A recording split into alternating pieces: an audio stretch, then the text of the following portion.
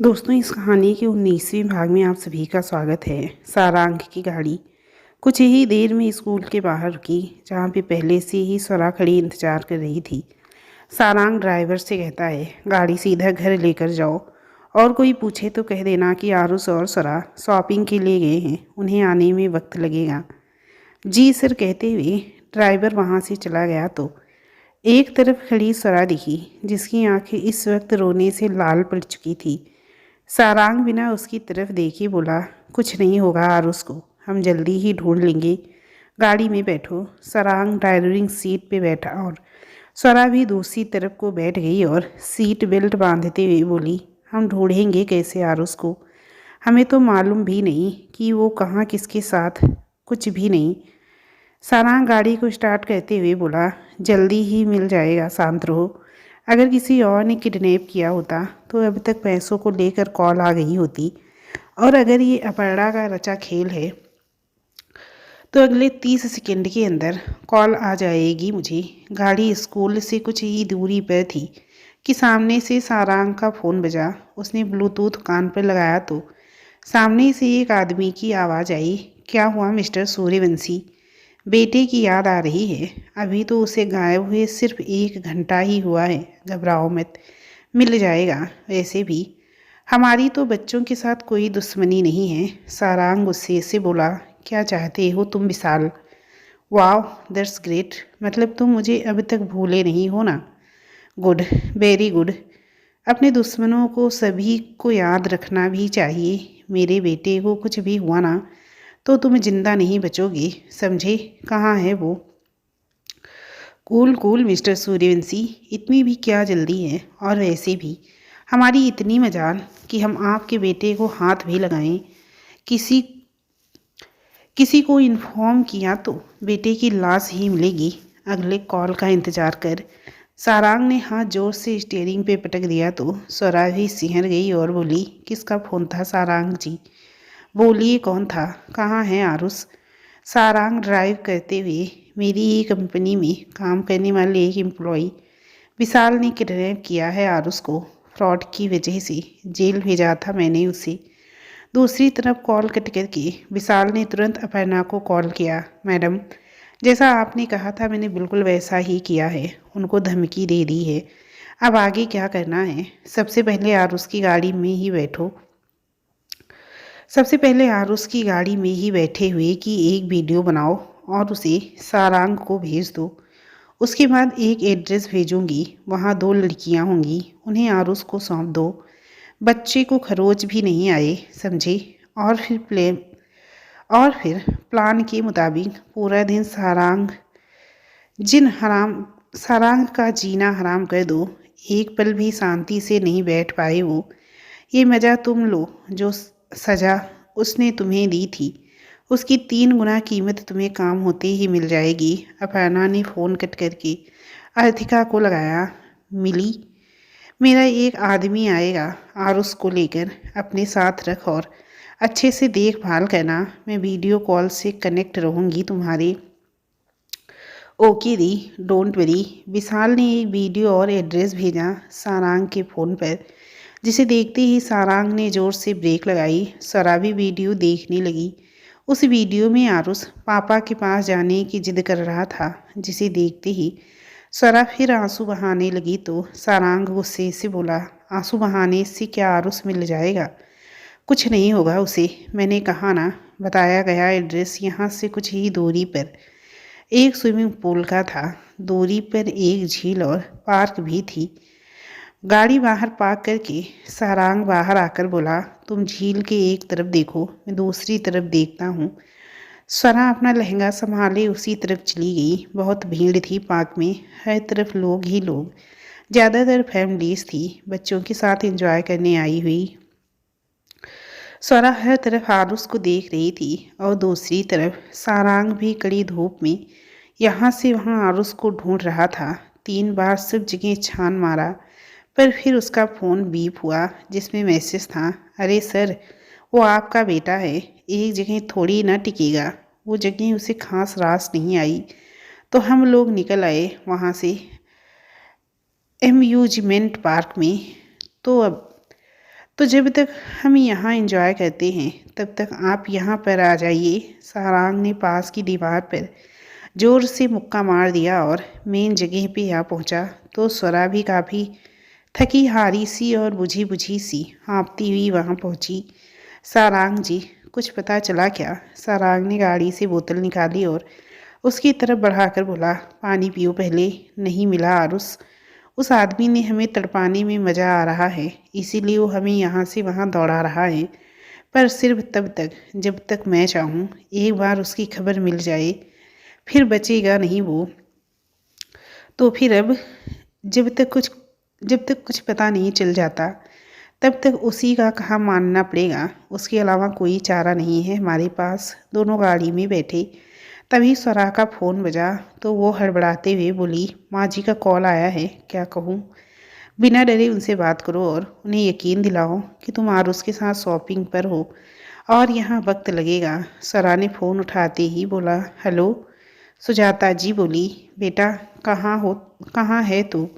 मेहंदी की रस्म शुरू करनी थी, आरुष को लेने गई और ना वो आया और ना तू।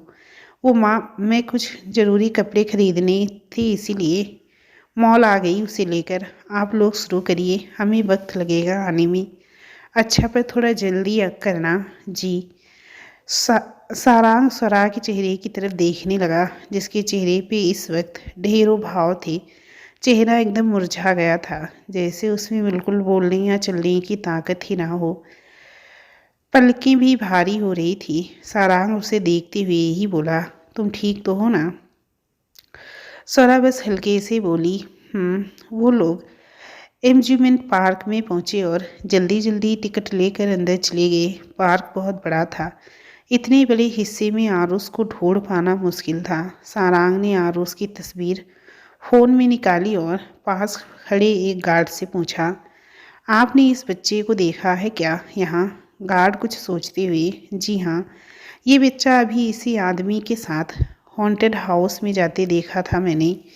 सारांग स्वरा के पास आकर बोला, चलो जल्दी। सारांग और स्वरा हॉन्टेड हाउस के पास खड़े हुए तो स्वरा बोली, हम यहाँ पे क्यों आए हैं?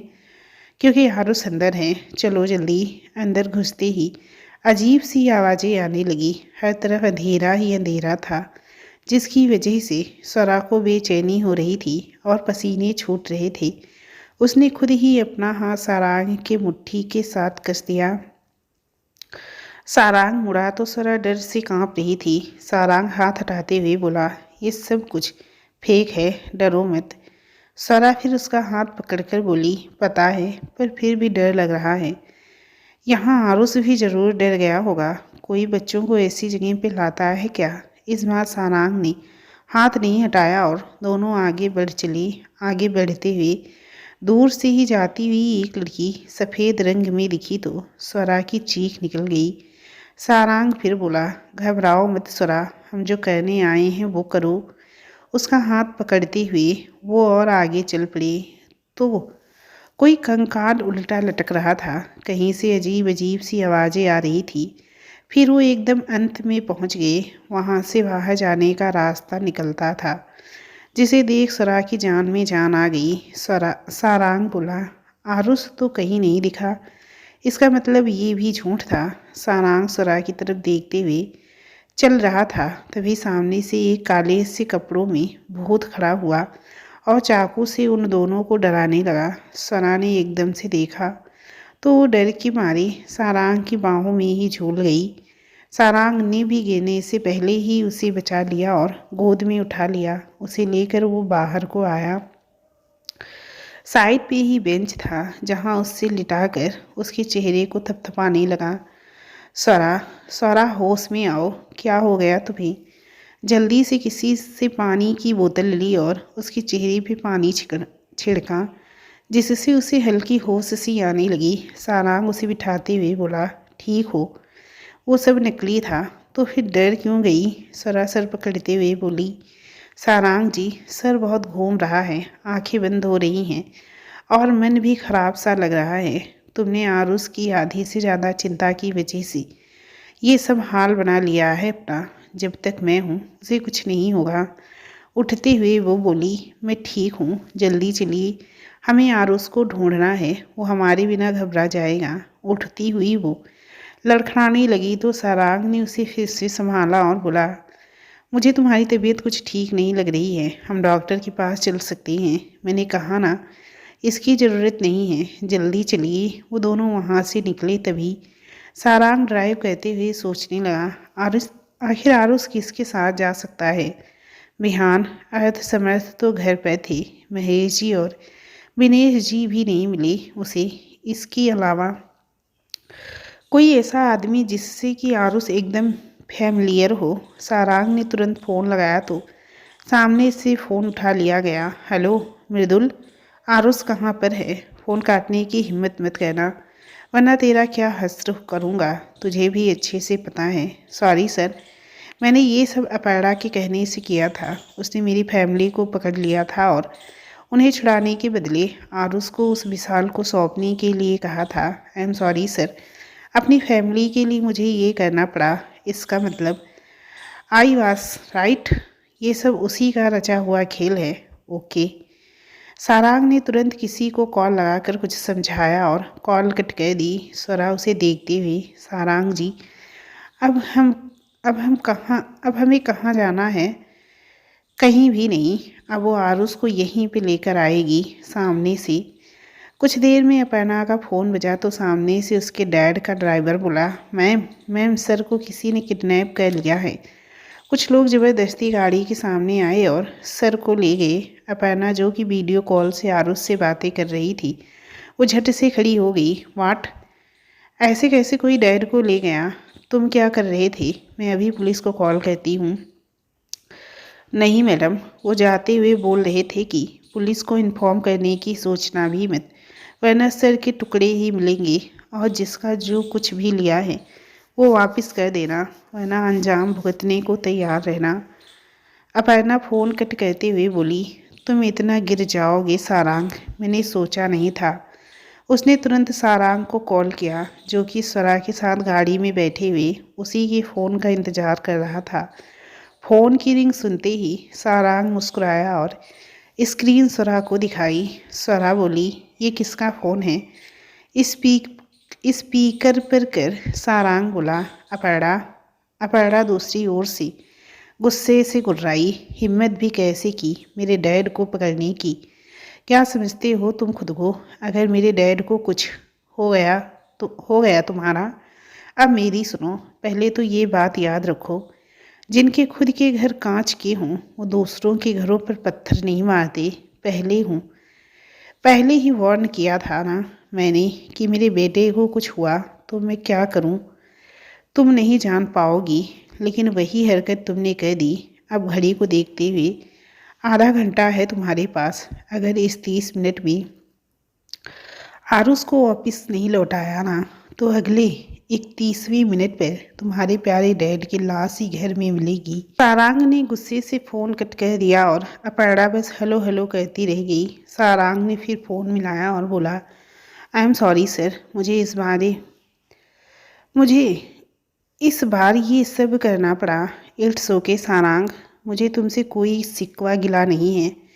मेरी बेटी की रग रग से वाकिफ़ हूँ मैं। अगर मेरी वजह से तुम्हारी हेल्प हो जाएगी तो मुझे खुशी है। वैसे सर, आपकी खातिरदारी में कोई कमी तो नहीं रह गई ना? कोई कमी तो नहीं रखी ना उन सब ने? अरे बिल्कुल नहीं, डोंट वरी। सारांग ने मिस्टर आहूजा से बात करके फ़ोन कट कर दिया और फिर से सीट से सर टिकाकर आंखें बंद कर दी। स्वरा कब से उसके इतने बड़े खेल को समझने की कोशिश कर रही थी। फिर अब जाकर उसकी नज़र सारांग के चेहरे पे गौर से गई। दोपहर से अब वो फुर्सत से सारांग के चेहरे को देख रही थी, जो कि एकदम डल सा नज़र आ रहा था। स्वरा बोली, इतने दिन से घर से दूर थे तो अपना ख्याल तो रख लेती। सारांग आंख बंद किए हुए रूखेपन से, मुझे इस बारे में कोई बात नहीं करनी। स्वरा समझ गई थी कि सारांग गुस्से में है, पर वो फिर बोली, आपकी ऐसी हालत अगर घर में किसी ने देखी तो क्या कहेंगे? मैंने कहा ना, मेरे बारे में सोचना छोड़ दो। अपने घर वालों को हैंडल करना मुझे अच्छे से आता है। मुझे मालूम है उस दिन। शट अप, चुपचाप बैठो।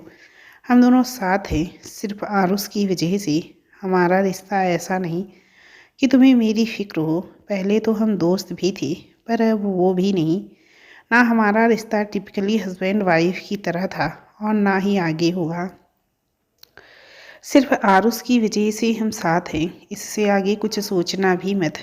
आंखें खोल कर उसे देखते हुए, ऐसे कैसे सोचोगी? तुम्हें तो घिन आती होगी मुझे जैसे इंसान से, है ना?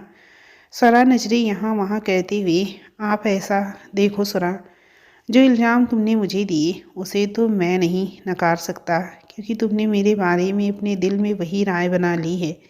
मैंने गलती की, मुझे पता है, पर तुमने एक बार भी मेरी बात नहीं सुनी। और अब मुझे तुम्हें कोई भी सिक और अब मुझे तुम्हें कोई भी सफाई देने में दिलचस्पी नहीं है। कुछ पल में दोनों ही शांत हो गए और सना सारांग की आंखों में सोनापन देख अंदर से उलझी हुई थी, पर वो अपनी बात सारांग के सामने कैसे रखे ये समझ नहीं आ रहा था। अपर्णा गुस्से से उबल चुकी थी।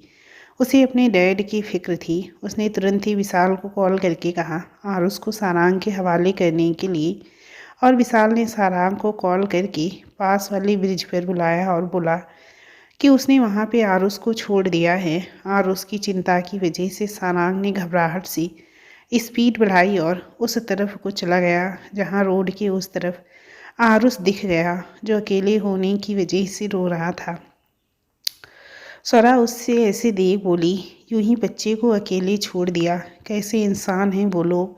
स्वरा जल्दी में बाहर निकलने लगी तो सारांग बोला, ध्यान से। स्वरा जल्दी से उतरी और रोड को क्रॉस करते हुए जाने लगी। आरुष उसे देख उसकी तरफ आने लगा, जिस पर स्वरा जोर से बोली, वहीं रहो आरुष, मैं आ रही हूँ, यहाँ मत आना। आरुष रो रहा था और गाड़ियों के शोर से उसे समझ नहीं आ रहा था कहाँ जाए कहाँ नहीं। अकेले खड़े खड़े वो डर गया था।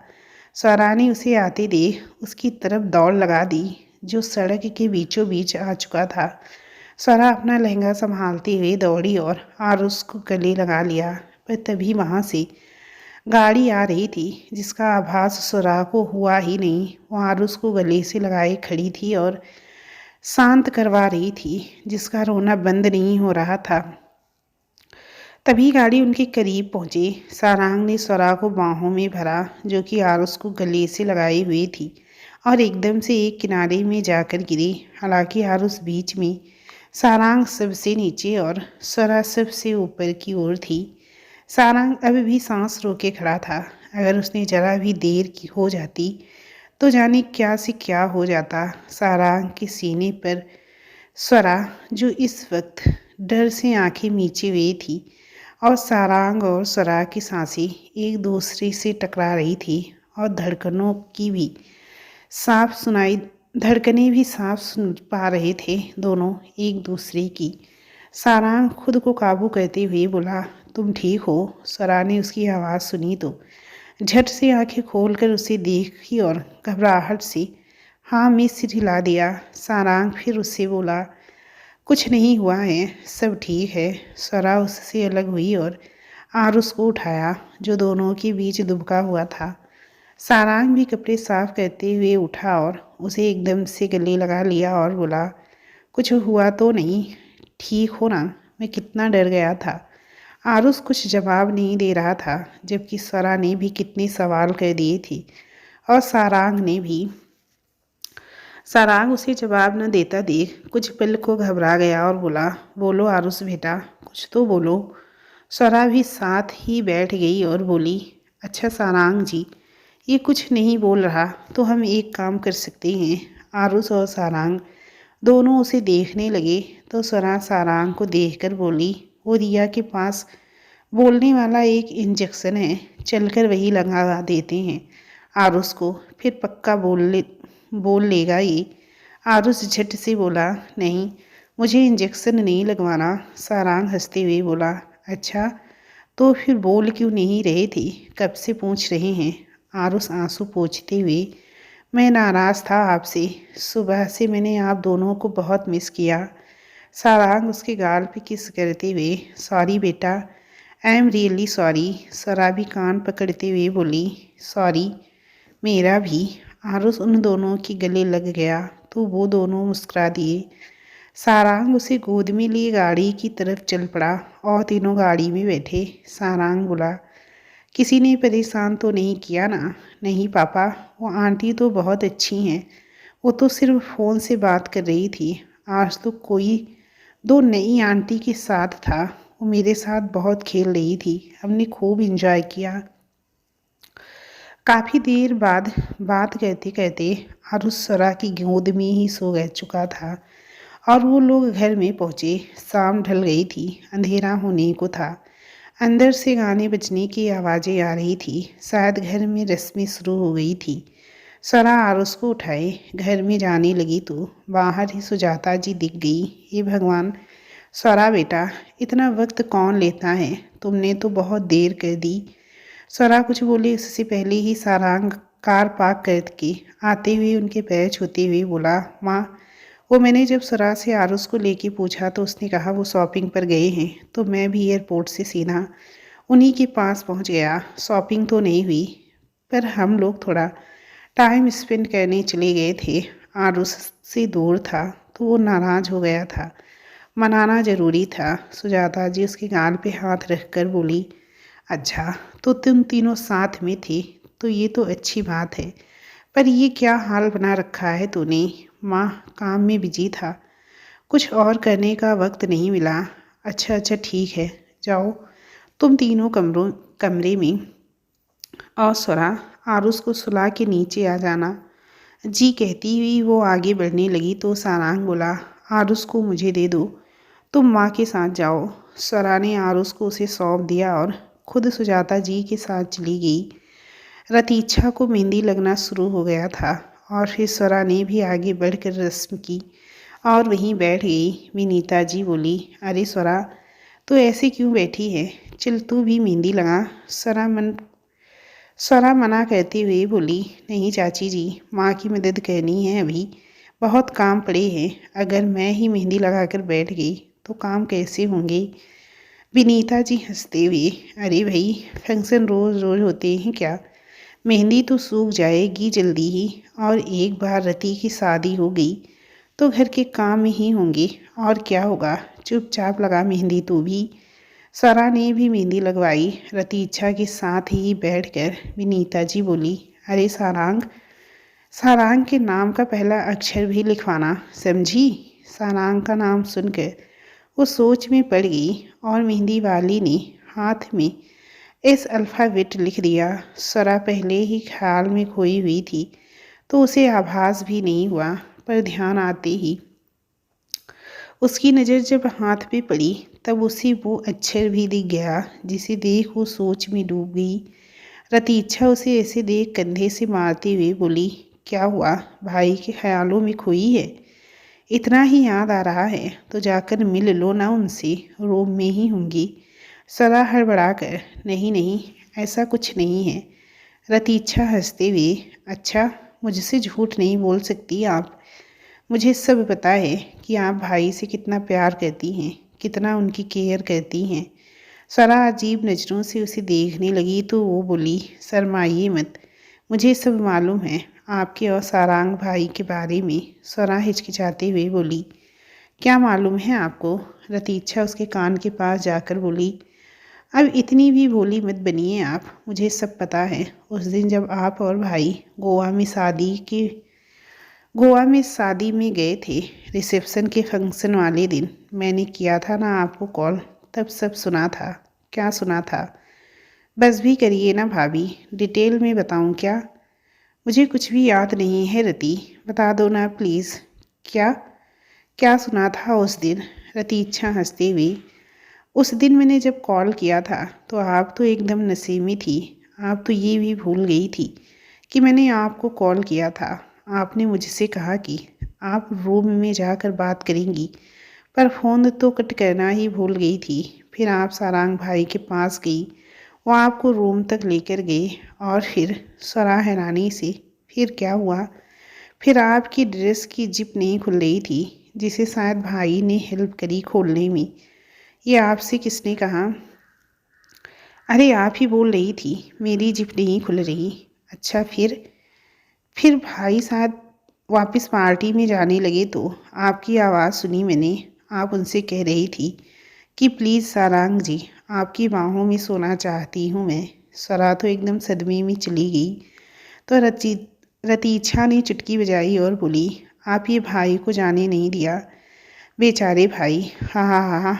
तो अब बताइए, आप प्यार नहीं करती तो ऐसे ही थोड़ी किसी से कह देती वो सब। नशे में अक्सर इंसान सच कह देता है। स्वरा मुँह खोले बस उसे ही देखती रही जो उसे उस रात के बारे में बता रही थी, जिसे सुनकर ही स्वरा के पैरों तले जमीन खिसक गई। फिर भी वो हिम्मत कर बोली, उसके बाद आपने कुछ सुना था क्या? अरे भाभी, मैं इतनी भी बेशर्म नहीं हूँ। मैंने फ़ोन कट कर दिया था। आप दोनों की बातें सुनने का मुझे कोई शौक़ नहीं। वो तो अच्छा हुआ, जितना सुना उससे पता चल गया कि आगे क्या हुआ होगा। रतीछा हंसने लगी और स्वरा के चेहरे पर अब कोई भी भाव नहीं थे।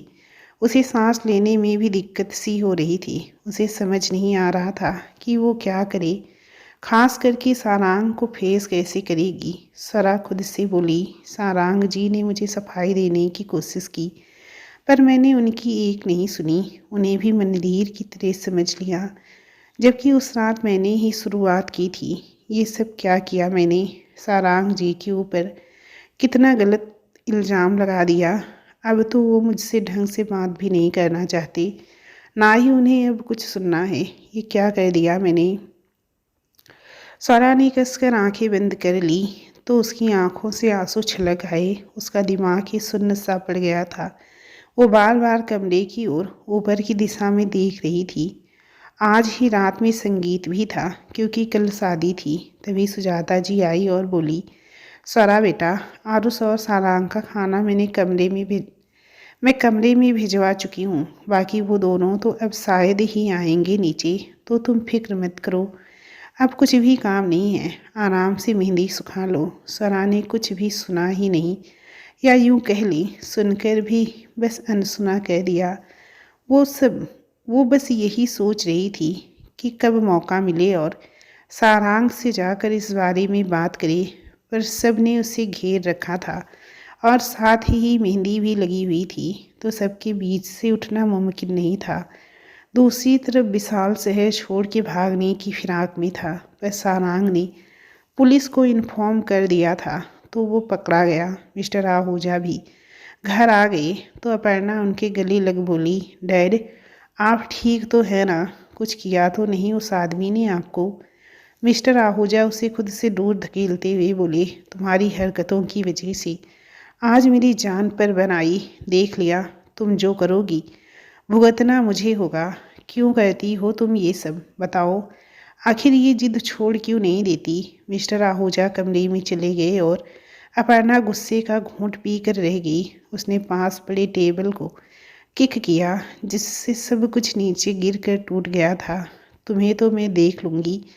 इस बार ऐसा वार करूँगी जो कि होगा भी आखिरी और सबसे बुरा, जिससे सब कुछ बिखेर कर रख दूँगी मैं। अब बस कोर्ट की हियरिंग का इंतज़ार करो और जितना एंजॉय करना है कर लो। I will make your life hells mister Saarang Suryavanshi. काफ़ी देर हो गया था। स्वरा की मेहंदी भी सूख गई थी। वो उठने लगी, इससे पहले ही सुजाता जी बोली, स्वरा जल्दी जाकर कपड़े बदल कर आओ। कुछ देर में संगीत का फंक्शन शुरू करना है, हम भी आते हैं। पर हाँ, थोड़ा जल्दी करना, आज की रात बहुत काम है करने के लिए, कोई कमी ना रह जाए कल के लिए। तो आज रात सो पाना मुश्किल है। स्वरा भी जल्दी से मौका देखकर उठी और कमरे में जाने के लिए ऊपर को चली गई। जल्दबाजी में कमरे में दाखिल होती पर दरवाज़ा खुला ही था। जैसे ही अंदर कदम रखा तो कमरे में घना अंधेरा छाया हुआ था। वो हल्के कदमों से स्विच के पास पहुंची और स्विच ऑन कर दिया और नज़र बेड पर गई तो सारांग और आरुष गहरी नींद में सो गए थे शायद। पूरा दिन हद से ज़्यादा थकाने वाला जो था। स्वरा ने जाकर पहले बाथरूम में हाथ धोए और जल्दी से बाहर आई और सीधा सारांग की ओर चल पड़ी।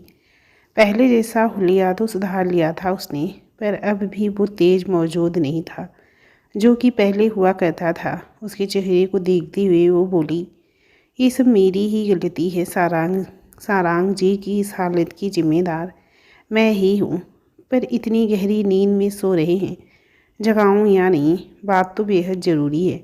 पर आज ऐसा लग रहा है सुकून की नींद सो रहे हैं, अभी रहने देती हूँ, सुबह बात कर लूँगी। संगीत के लिए तैयार होकर वो दरवाजे को आहिस्ता से बंद करके बाहर चली गई और सभी के साथ संगीत इंजॉय